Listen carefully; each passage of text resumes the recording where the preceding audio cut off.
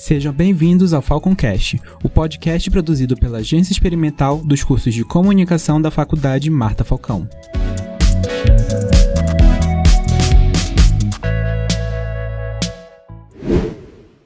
Fala galera, beleza?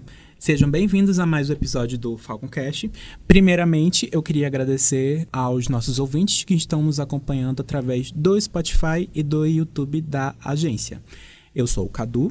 Eu sou a Ivy. E é isso, estamos começando mais um episódio.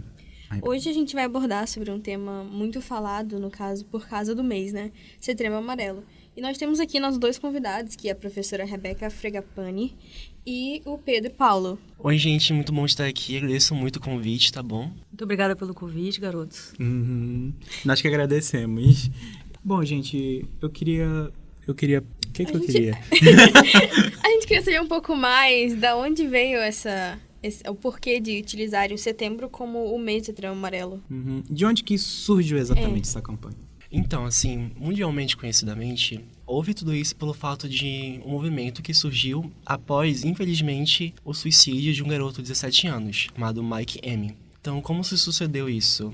Ele era muito conhecido, principalmente por ser um garoto muito carinhoso e principalmente por causa de que ele comprou um Mustang 68, que ele fez todo o projeto de reconstrução disso e ele pintou da cor amarela. Então ele acabou sendo conhecido como Mustang Mike. Porém, no dia 8 de setembro de 1994, ele foi encontrado morto pelos seus pais dentro do carro dele com uma arma e infelizmente ele veio a se suicidar. Não ficou conhecido realmente os motivos, mas eles interpretaram isso como ele tinha muitas coisas impessoais mesmo, que ele não conseguia se comunicar isso com outras pessoas e ele infelizmente veio até esse fim. Porém, durante o seu velório, foi feita uma cesta com vários cartõezinhos de vários laços de cor amarela. E escrito nos cartões estava as palavras: "Se você precisar, peça ajuda".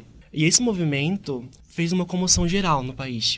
Ele aconteceu nos Estados Unidos, no estado do Colorado, porém não demorou muito para ele começar a se expandir para outros estados. Então, em 2003, a OMS ela decidiu certificar que o dia 10 de setembro seria realmente o dia dedicado a essa luta, à prevenção ao suicídio. Interessante. E chocante também, ao mesmo tempo. Realmente. Sim, estou impressionado.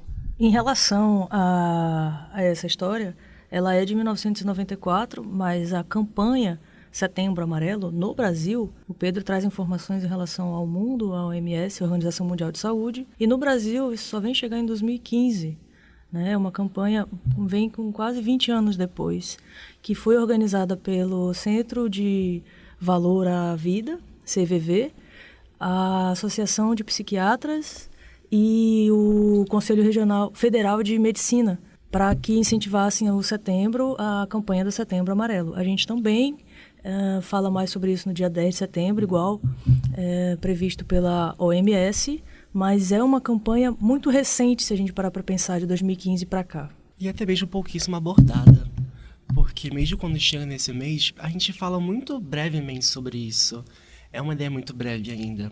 Então, até como dados eu trouxe que atualmente foi feito pela OMS em 2019, ela apontou que a taxa de mortalidade por suicídio entre homens é de 10,7 a cada 100 mil habitantes, e a de mulheres é 2,9 a cada, novamente, 100 mil habitantes. Então, a gente percebe que tem um número elevadíssimo na taxa de homens. E a gente fala pouquíssimo sobre isso, a gente sempre foca muito nessa ideia de que você não deve cometer, você tem que falar, mas a gente fala pouquíssimo do porquê, das causas disso, realmente adentrar nesse assunto. Eu acho que é um assunto meio complicado até de se falar, porque a depressão em si, que é aquilo que leva ao suicídio, é uma coisa complicada. E as pessoas, muitas das vezes, ultimamente, levam muito na brincadeira. Tipo, eu vou entrar em depressão, ou coisa do tipo. Só que, às vezes, a gente não tem a certeza se a pessoa tá levando realmente a sério ou não. Então, como a gente pode entender ou compreender mais o que é a depressão em si? Bom, eu achei interessante isso que você trouxe, porque as pessoas realmente brincam. Eu acabei de trazer o dado sobre, de 1994 até 2015, a gente tem mais de 20 anos, para você entender como se fala muito pouco sobre saúde mental. É um processo muito lento, né? E sim, as pessoas trazem como brincadeira, para trazer como alívio assuntos sérios. A gente tem a tendência de falar sobre assuntos sérios de maneira brincando, mas a gente precisa ouvir dentro dessas brincadeiras, o que de fato é real. Rir ali, todo mundo, depois chamar o colega para conversar, orientar. A gente tem vários canais de ajuda. Então, a depressão, ela é um sintoma de tristeza contínuo, né? Falta de energia, falta de vontade, pode vir como falta de apetite. Só que esse já é o extremo, quando você não consegue mais sair de casa. Então, alguns sinais da depressão é um hobby que você costumava fazer e gostava muito, se divertia, gostava de fazer uma atividade, seja estudar mesmo, ou, enfim, algo que você sentia prazer, e isso deixa de ser prazeroso quando você começa a cortar essas atividades, já é um ponto de atenção. E vale lembrar também que a depressão, sim, é uma das maiores causas do suicídio, mas a ansiedade também é causa de suicídio. A ansiedade é realmente uma coisa complicada também de se falar. Sim, ansiedade, sim. E com relação à ansiedade, a gente falou um pouco sobre os sintomas da depressão. Aí, sobre a ansiedade, como é que a gente pode identificar os sintomas? O que seria a ansiedade? Só antes de começar esse assunto sobre ansiedade, eu acho muito importante a gente mencionar também que tem um estigma muito grande com essa ideia de transtornos mentais. Sim. É um estigma muito grande no Brasil e em outros lugares também, mas principalmente no Brasil.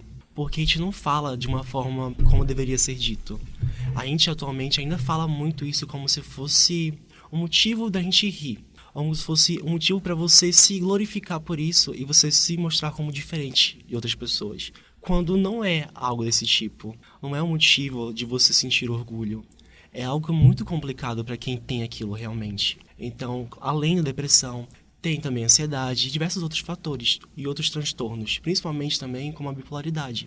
Então, nesse quesito de ansiedade e até depressão, realmente, não tem uma faixa etária para isso. Você não vai ver uma faixa etária exatamente dizendo assim, não, desde os 15 até os 18 anos a pessoa pode ter depressão. E desde os 20 até os 25 essa pessoa pode ter ansiedade. Não tem uma faixa etária para atingir. Qualquer pessoa pode ter, independente se ela é pobre ou se ela é rica, se as condições financeiras dela são altas ou baixas, independente da cor que ela tenha, independente da sexualidade. Transtornos mentais atingem qualquer pessoa. É interessante isso que você traz, Pedro, porque a gente fala muito sobre a saúde mental de adultos e parte da sociedade sempre ignora crianças e idosos. E há também depressão, ansiedade, transtornos dentro dessa faixa etária. Há crianças que cometem suicídio. Adolescentes, isso já é mais falado. Mas existem estudos sobre suicídios em crianças, com crianças, né? E idosos também sofrendo depressão.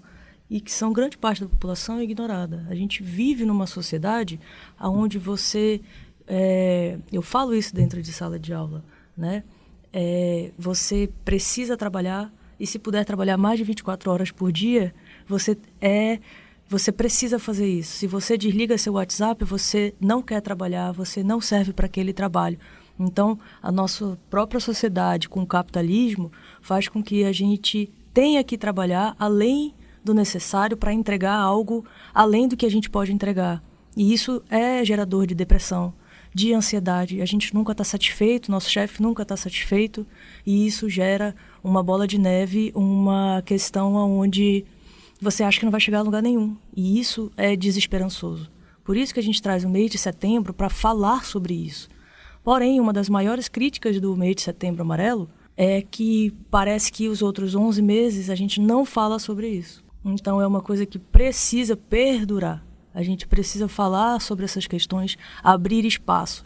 Quando a gente traz esses canais de comunicação, como o podcast aqui, a gente amplia para que as pessoas comecem a identificar alguns pequenos sintomas que elas têm, para que isso não venha a vir como algo muito grande, a ponto de já estar descontrolado. Quando você vê sintomas do início, é mais fácil de revertê-los, certo? Não que quando você está com uma depressão grave, não seja possível de reverter, mas isso já pode ser olhado para você identificar o que você está sentindo e, opa, parece que isso pode ser algo que eu estou sentindo, vou atrás de ajuda logo. Por isso que esses canais de comunicação são extremamente importantes.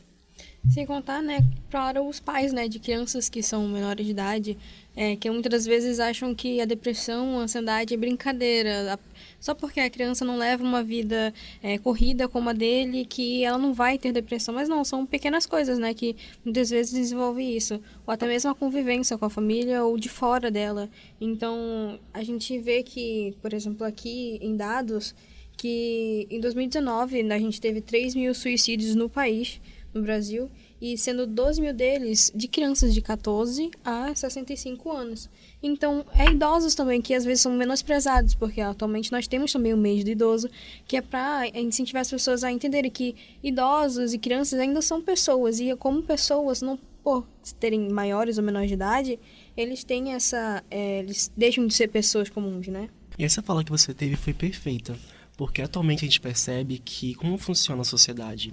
Se você tem uma utilidade para a sociedade, então você vai ser visto e você vai ser relativamente escutado. Mas a partir do momento que você não é mais útil para a sociedade, você não é mais útil para aquele grupo social onde você convive, você é só um peso. E não funciona assim. Não deveria pelo menos funcionar assim. Você pode perceber que atualmente crianças, raramente, elas vão ser realmente escutadas pelos seus pais ou outras pessoas. Um comentário que você vai ouvir, e é muito comum, é dizer, não, mas você é só criança, você não sabe de nada. Eu vivi muito mais do que você. Enquanto com pessoas de mais idade, realmente, você vai escutar, não, mas você é um velho, gaguético, não sabe nada. Fica no seu canto, não se mexe na minha vida. Enquanto essas pessoas também fazem parte do ciclo, elas deviam ser respeitadas e escutadas tanto quanto. É realmente um assunto difícil de se falar, né? Sim. Que a gente nunca se sabe. E as pessoas que já tiveram algum parente que cometeu suicídio, ou uma pessoa conhecida que cometeu suicídio, como é que elas devem reagir em questão disso? Porque muitas vezes elas também levam, as pessoas levam, não precisa ter um problema, mas a morte sim, de outras pessoas também leva a isso, né? É interessante você trazer isso porque as pessoas que, nessa característica, um amigo próximo cometeu suicídio ou um parente, elas são conhecidas como sobreviventes ao suicídio. Porque um suicídio pode encadear mais 6 suicídios. Essa é o efeito de um dominó, do suicídio. Então são sobreviventes, porque afeta. Parece uma saída que vai aliviar a dor momentaneamente. Por isso ela pode ser atrativa por 1 segundo, e é naquele 1 segundo que você pode cometer esse erro. Por isso que a gente incentiva tanto o procure ajuda. Durante essa dor, durante esse 1 segundo que você pensar sobre isso, busque ajuda. Ligue para uma pessoa próxima. A gente tem o CVV, que o número é 188, onde você pode conversar com uma pessoa que vai lhe ouvir, tá? Sem julgamento. Totalmente anônimo. Totalmente anônimo, sem julgamentos, tá? Para que nesse 1 segundo você consiga falar sobre. É essencial. As pessoas que estão ao redor de quem cometeu suicídio são sobreviventes porque elas se sentem incapazes, incompetentes por não ter salvo aquela pessoa. Não ter ouvido o suficiente, ter brincado demais sobre o assunto. A verdade é que em Setembro Amarelo a gente vê vários laços amarelos e a gente acha aquilo comum, até banal, lá vem setembro de novo, né? Por que a gente fala tanto disso no setembro e tantas pessoas cometem suicídio ainda? Será que é banal mesmo? São 800 mil pessoas por ano cometendo suicídio no mundo. É muita gente. Pensa que um suicídio afeta 6 pessoas. É muita coisa. É realmente muita coisa. Realmente muita coisa. E até trazendo um pouquinho mais para nossa realidade de universitários aqui. Algumas das causas mais comuns. Todas são, se você for na raiz do problema, são o estresse realmente. Então, a gente pode mencionar, por exemplo, uma carga horária excessiva, já que muitos de nós aqui na universidade têm que conciliar a sua vida profissional, seja ela como estágio ou um trabalho, junto com a sua vida na universidade, sendo a faculdade. Isso sem a gente contar também com a sua vida social, a sua vida amorosa, se você tiver. Então, são várias situações que, muitas vezes do tempo, a gente foca tanto em resolver essas questões, a gente não separa um tempo pra gente. Então, a gente fala, não, daqui a pouco eu vou descansar. Não, daqui a pouco eu vou parar e respirar. Só que nunca a gente acha esse tempo. E é muito importante ter um tempo pra você mesmo. para você se organizar, organizar a sua mente.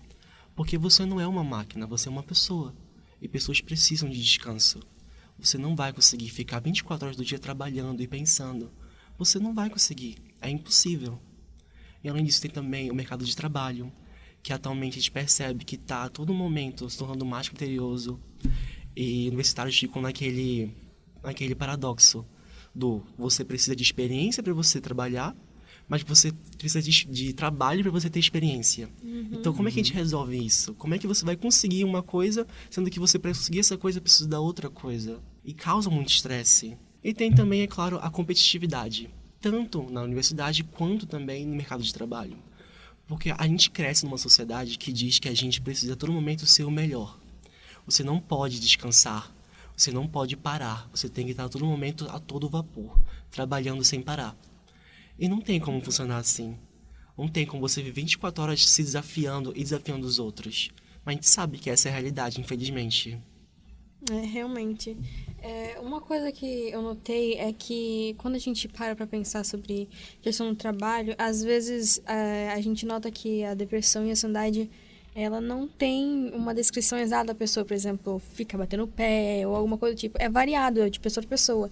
E você não vai uma pessoa depressiva calada, quieta no canto muitas vezes. Ela pode ser uma pessoa que está no meio do povo lá conversando e quando chega em casa tá chorando no travesseiro, né? Então, como a gente pode abordar as pessoas e tentar identificar um pouco mais desses problemas no grupo em si, principalmente na área de trabalho, né? Que muitas vezes você nota que pode ser até seu próprio chefe lá, que tá no estresse lá, de todo corriqueira lá da vida, e não consegue ter esse momento de sossego, de paz e compreender um pouco mais. Eu acho que assim, a princípio, você tem que identificar mudanças, sabe? Por exemplo, mudanças no humor de uma pessoa. Se ela normalmente ela é toda animada e feliz e de uma hora para outra ela se torna mais reclusa, mais fechada. A gente pode perceber também uma perda do apetite, um cansaço frequente. São vários sinais que você pode perceber. É aquela pessoa que você... E aí, amigo, tudo bem? Ah, tá tudo bem, eu só tô cansado. Eu só tô cansado. É uma fala que se repete muito. Então, existem pequenas mudanças de comportamento que você consegue observar quando você é próximo daquela pessoa. Essa observação, esse olhar para o outro com cuidado é que salva vidas. É nesses pequenos detalhes que você vai ver a diferença. Por quê? Uma pessoa depressiva, como você trouxe, está convivendo entre nós. Está tentando o máximo, está vestindo uma máscara. Todos nós temos uma máscara social e ela coloca a dela e esconde a depressão. Por quê? Porque tem que ganhar dinheiro, porque tem que estar lá fazendo os trabalhos da faculdade, tem que estar aqui. Mas é um aluno que, ao meu olhar como professora, a nota cai, ele deixa de ir para algumas aulas, e isso já chama atenção. É uma coisa que eu já posso fazer para, opa, o que aconteceu? O que está acontecendo? A gente tem canais aqui na faculdade que podem ajudar. E você traz assim, poxa, o que a gente pode fazer? Justamente o que vocês estão fazendo aqui agora. Conversar sobre. Abrir portas para poder falar sobre isso, tá? E é importante destacar que a ansiedade, ela é necessária no nosso dia a dia para a gente apresentar um trabalho, né? Existe uma ansiedade, mas se ela não te impede de fazer as coisas, é normal. Ela é patológica, ela fica no sentido mais doente quando você não consegue fazer as coisas. Quando você passa mal, de fato, quando aquilo se transforma em sintomas fisiológicos, uma dor de barriga, uma crise, uma falta de conseguir respirar, aí sim a gente intervém com técnicas que não necessariamente vocês como alunos têm que saber, obviamente, mas quando a gente fala sobre isso, a gente pensa logo numa respiração para tentar acalmar aquela pessoa e vocês têm que saber onde levar essa pessoa, como orientar, como vocês poderiam orientar. A gente aqui na faculdade, nós temos os próprios professores de psicologia, a gente escuta muitos alunos, a gente faz esse acolhimento para depois dar um direcionamento correto. Então é importante vocês saberem que a faculdade, a instituição está aqui para vocês. E além disso, sabe, é muito importante a gente saber diferenciar a realidade dos estereótipos que a gente coloca sobre esses transtornos, principalmente sobre depressão. Porque eu creio que, ao você pensar em alguém depressivo, a primeira ideia que vem à mente é alguém que está recluso, alguém que não fala, alguém que está todo momento assim, chorando ou choroso. Quando na realidade não funciona realmente assim. Não tem uma forma certinha de você saber. é realmente por sinais. Você tem que prestar atenção nisso, porque é até um fato triste de dizer, mas muitas pessoas que estão decididas já a cometer suicídio, elas, nesses últimos momentos, elas não estão tristes. Elas estão muito felizes. Elas aparentam estar muito felizes, porque elas estão decididas ali já. Então não tem aquela preocupação mais. Para elas não tem isso. Elas estão decididas e é isso. Então, assim, alguém pode olhar e falar, não, ela tá tão feliz. E depois que acontece, ela, poxa, mas por que ela não falou nada sobre isso? Por que ela não tentou? E eu acho que essa é outra questão. Eu não acho, pelo menos, tão certo a gente querer falar, não, mas aquela pessoa podia ter chegado em mim. A culpa foi dela, ela não quis pedir ajuda. Porque como você espera que alguém que tá passando por um processo desse tipo, que está com a mente totalmente transtornada, como você espera que ela vá sair desse momento dela para ir falar, não, eu não estou bem? Isso exige um esforço gigante da pessoa, exige uma coragem gigante. E existe também todo um medo por trás disso, porque digamos que ela conseguiu organizar toda essa coragem, e ela chega em alguém e ela fala isso, para ela ser recebida com alguém dizendo, não, isso é frescura, lava uma louça que isso vai passar. Ou, não, isso é falta de trabalho. Trabalha, tu tá com a mente vazia, por isso que tu tá assim. Então tem esse estigma muito grande ainda. Tem esse preconceito muito grande com essa ideia de você falar sobre os seus sentimentos. E é o que a gente tem que realmente se abrir para isso. Mas principalmente, sem pressão. Uma pessoa que tá passando por esses transtornos, tá passando por esse momento frágil, a última coisa que ela precisa é você pressionando ela para ela se abrir. Você pressionar alguém para essa pessoa se abrir não vai ajudar. O importante é você deixar claro ali que você está ali por ela. Ela tem esse canal e ela pode confiar em você. E quando ela precisar e ela se sentir confortável para isso, você vai estar ali para ouvir sem julgamentos. Sem você apontar o dedo para ela e dizer que ela está errada ou isso é um problema dela e a falta está nela. É você se mostrar como uma pessoa e um indivíduo que está apto a ouvir ela sem qualquer preconceito. E se você não se sentir seguro o suficiente para ser essa pessoa, indique, oriente, vá ao psicólogo, vá ao psiquiatra. Nós temos profissionais formados para lidar com isso. Você não precisa ser tudo para essa pessoa. Encaminhe ela, marque uma consulta para ela, para ajudá-la. Isso já vai ser um grande avanço. Né? Porque a gente para perceber que às vezes a gente próprio tem a nossa dor e quando a gente carrega dos outros a gente fica com uma dor maior ainda, né?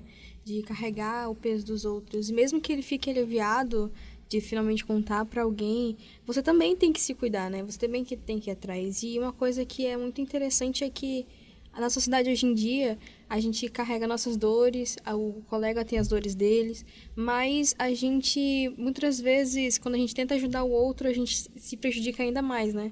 Então, eu acho que, de certa forma, o profissional, o psicólogo, o terapeuta, ele muitas vezes ele chega a ser desvalorizado porque acham que é só para pessoas doidas, que já estão no ápice do problema ou coisa do tipo, mas não. Todo mundo, alguma vez na vida, tem que passar por um psicólogo. Porque você pode ter passado por uma coisa que você acha que já passou, mas rapidinho, em um gatilho, pronto. Você está no pior momento da sua vida. Ou até mesmo assim, muitos problemas que a gente passa, a gente acaba normalizando isso. Por exemplo, se você passou um assédio na rua, você vai acabar normalizando isso. Você, não, mas nem foi tão pesado, nem me afetou tanto. Quando na realidade afetou sim, você só não percebeu. Então é muito importante esse espaço de você conversar. Mesmo que pra você sinta ali, não preciso disso, você não tem nada a perder. Você tem realmente um ganho para você se conhecer melhor, como indivíduo, como um profissional, seja qual for. Mas você dá uma chance a isso. É importante lembrar que o psicólogo não é bombeiro, tá bom? Não vai só na hora do incêndio, tá?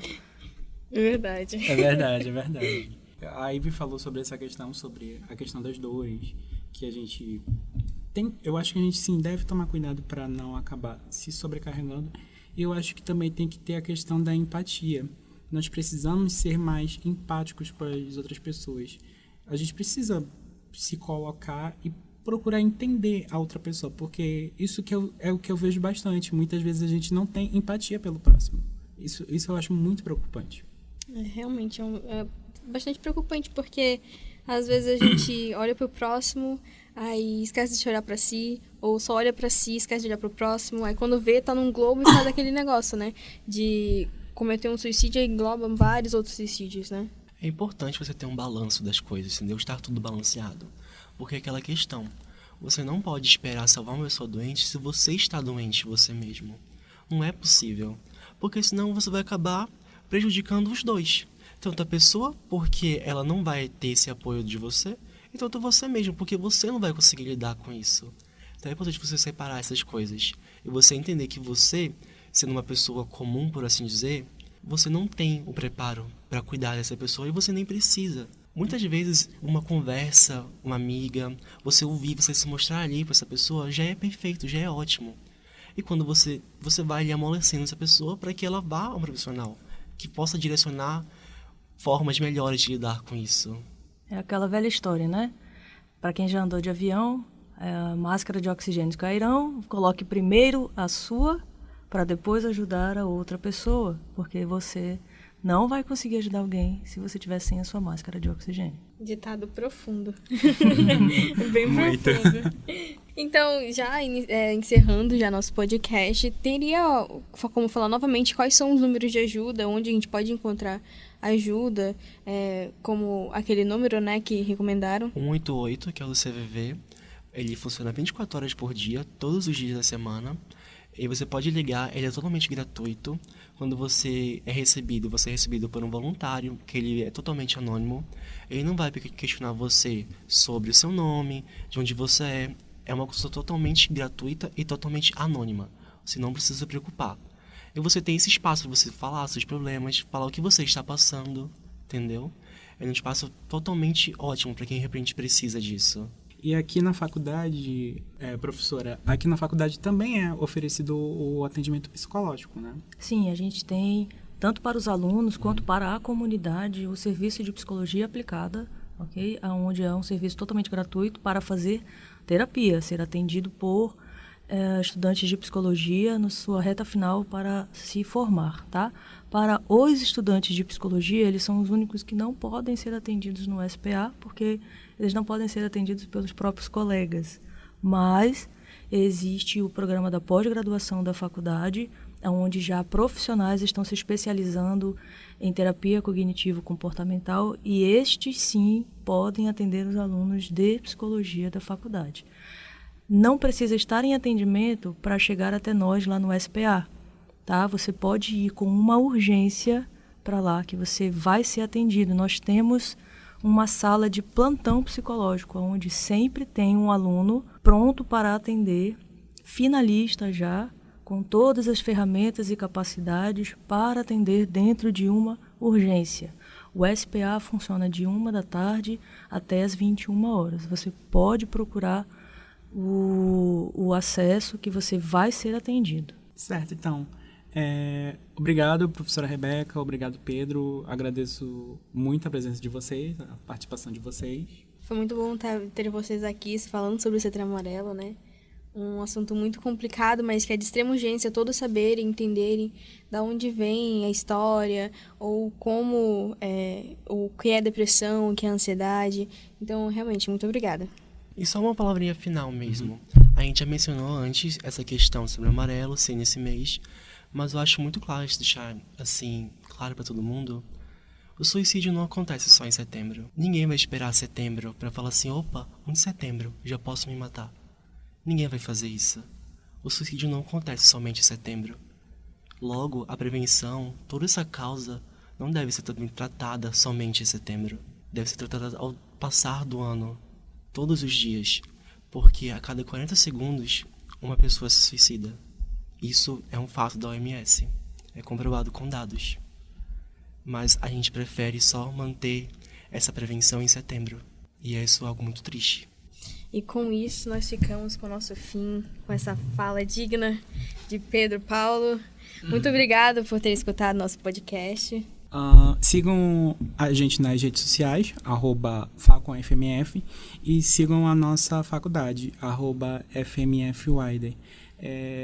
Gente, vocês querem aproveitar para divulgar o Instagram de vocês? Bom, eu tô sempre aqui pela faculdade, eu sou onipresente por aqui. Se chamar meu nome 3 vezes eu apareço, tá bom? Professora Rebeca, eu agradeço muito o convite, foi muito bom falar sobre isso com vocês. E aguardo os próximos convites. E eu também, eu tô quase como mascote já aqui da Marta Falcão. Se você chegar aqui em um horário, você pode me encontrar pelos corredores andando. Então, sempre que precisar também eu tô aqui. Certo. Então, é isso, gente. Muito obrigado pela presença de vocês. E para quem está acompanhando a gente no YouTube, se inscrevam no canal, ative as notificações e deem aquele like que já ajuda muito a gente. E para quem estiver pelo Spotify, sigam o nosso podcast, o @FalconCast. É isso, galera. Valeu. Tchau, tchau, galera. Tchau, tchau. Até o próximo programa. Tchau.